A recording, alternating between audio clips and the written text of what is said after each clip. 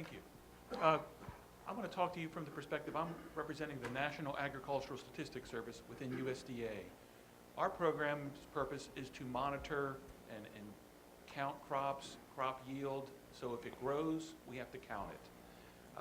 We've been around doing this business for the last 40 or so years, ever since the Lacey program in the 70s and AgriStars, the follow-on from that. When the program talks about continuity, reliability, and sustainability, we're operational. We need this. In order for us to be legitimate within our organization, for us to support a statistical organization, we have to have robust, reliable satellites. For instance, if the satellite goes down, what did we do last year? Landsat 5 was not operable during the growing season. Excuse me, Rick, could you speak up a little bit louder? Sorry. The Landsat 5 was inoperable last 2012, the major drought year. So one of our concerns was, well, what do we do? Well, we had to look for other organizations to support us for that. Now, let me back up a second. So for the past 15 or so years, we've done operational land imaging, land cover analysis. Our product is called the Cropland Data Layer. It's released to the public at the end of the growing season. From that, internally, we make acreage assessments, acreage estimates within our organization. From that, we help reduce the error of our statistical surveys. So that's a critical component. If we're operational, we're improving our statistics. The farmers, the stakeholders, the investors in agribusiness are benefiting from that. So, okay, here's the perfect slide here. We have a voracious appetite for ingesting satellite images, whether it's Landsat or whatever else we use. Last year in particular, or this past crop year, 2013, we've ingested over 5,900 Landsat scenes. And as you can see from the graphic here, in some cases, some of the acquisitions we've used are in the teens, maybe even approaching 20 acquisitions during the growing cycle. We're using all of this information. We need rapid collections. One of our concerns is that 16 days is wonderful. We're glad to have an instrument that provides continuity, but it's just, for us physically, it's just not enough. There's so much things that happen during a growing season that we're actually missing because of cloud covers and some of these, the warmer areas, the humid areas, we just don't acquire that. Let me go to the next slide.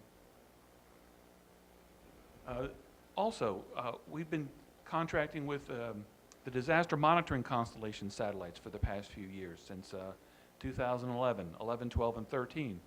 They have been providing us from a suite of their satellites, the DMC Deimos and the UK2. As you can see, in some of these cases, they've acquired maybe 30 acquisitions or upwards of 50 in a given location.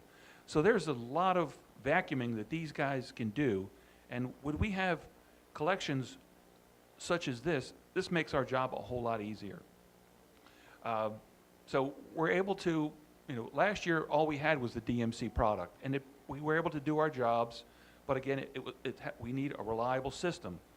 I cannot imagine the look on our members' faces when we say, well, we had no satellites, we couldn't do our job this year. They're going to say, you're going to go work counting sheep or something. So, honestly, we need continuity with our program. Additionally, we have other programs that we would like to infuse new satellite technology. We have a crop progress program. We have crop condition. We want to be able to identify the different phases of the phenological growth of an individual crop. We report out on a weekly basis on all these different crops across the nation. And again, our surveys are done by educated enumerators or cooperators or extension agents. We would like to do this and improve this process with the satellite. We're working our way there, but right now with a 16-day repeat cycle, we're using MODIS, we're going to look at NPP in the future. Soil moisture, we're going to be looking at the SMAP mission in the following year. What else is there going to be? Disasters. When we have the 16-day repeat cycle, we're going to look at MODIS. We don't really have a good radar capabilities within our shop, so MODIS is the next best thing for us. And yield. Right now we're using MODIS for yield. We're looking at corn and soybeans across the nation. It's giving us very good results. But the thought to me is, boy, if we had multiple high resolution or medium resolution sensors at 30 meters or better, we could do a real fantastic job if we had, 3 to 4, 3 to 5 day repeats across the continental U.S. We could potentially really ramp up our accuracy, our standards that we're running for our land mapping programs. And I guess one final comment I have here is, maybe no one's commented on this, is the deliverability of these programs. Having the data available next morning at 6:30 when everyone logs into the computer is a wonderful thing that ARROS has been doing. I can't comment enough that it's been tremendous, and when we have timely deadlines on operations and it's there for us, we appreciate that. And in the future, what if there was, should we still have to download all these images? If they were put into a web mapping services environment where we could just link to it and extract and draw from it, that would be a wonderful thing too. Save bandwidth, save pixels. Just go out and crush it from a remote location. And with that, that's all I have to add. Thank you. Thank you, Rick. Dorothy? Go to the first slide, please. Yeah, I'd like to talk briefly about cryosphere applications and the attributes of Landsat for studying the cryosphere. Excuse me, Dorothy, you may have to hold the mic a little okay. closer. Has revolutionized the study of the cryosphere starting from the 70s with the ability to measure the terminus position of glaciers, for example, and now being able to measure those same glaciers 40 plus years later. And really because of Landsat, we've been able to see that glaciers globally, the small glaciers, have been receding, and this information has really revolutionized the concept of global change, as we see that these small glaciers are receding in all parts of the world. We can also study the ice sheets. It's a bit more difficult to see changes in the ice sheets because they're a lot larger, that is, in the total extent of the ice sheets. But with the Landsat data, we've been able to see changes on the coast on the coastline of the Greenland and Antarctic ice sheets, view and measure the calving of major icebergs and to track those icebergs over time. In terms of snow cover, the ability to map snow on the basin level has been very important, and Landsat has been critical in our ability to do this, and also over time to be able to study those same basins and see the changes in the snow cover, which in some cases relate to climate change, drought, even fires. And using the Landsat data in conjunction with other remotely sensed and ground data and station data for input to snowmelt runoff models to allow us to better predict snowmelt runoff in these basins, particularly in the western United States and other areas where water is a problem. We need more water for more information on the amount of water for agriculture, and again, as I said, for prediction of fires and droughts.